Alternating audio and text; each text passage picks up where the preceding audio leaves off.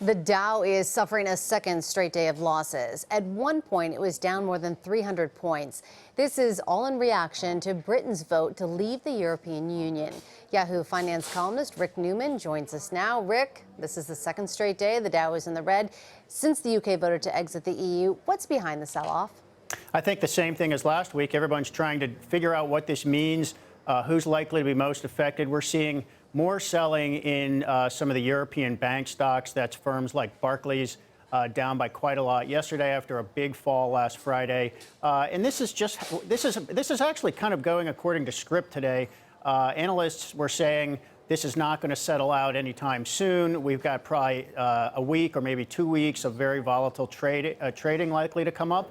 And we're seeing it today. It's basically markets trying to figure out, what does this mean? It's taking time to figure it all out, hear what the central bank presidents have to say and things like that. So in the meanwhile, traders are not happy with what they see, and that's a continuation of what happened last Friday. So my next question was, when can we expect to see a rebound on Wall Street? And it seems like it's going to take at least 2 weeks. It's impossible to put sort of timestamps on these things. But we're definitely just going to have some choppy trading days here. We do know what has happened in the past when there have been shocks to the system such as this. And you're right. It typically, you might actually see the market settle down within a week or two. And for the most part, since the end of the recession in 2009, we have had some shocks like this. And the markets have always gotten back to the break-even point and gone higher still. Now, the problem this time is this is not really just a one-time thing. There's so much more that has to happen, and we don't know the answers to all these questions. How long will this take? What will it look like?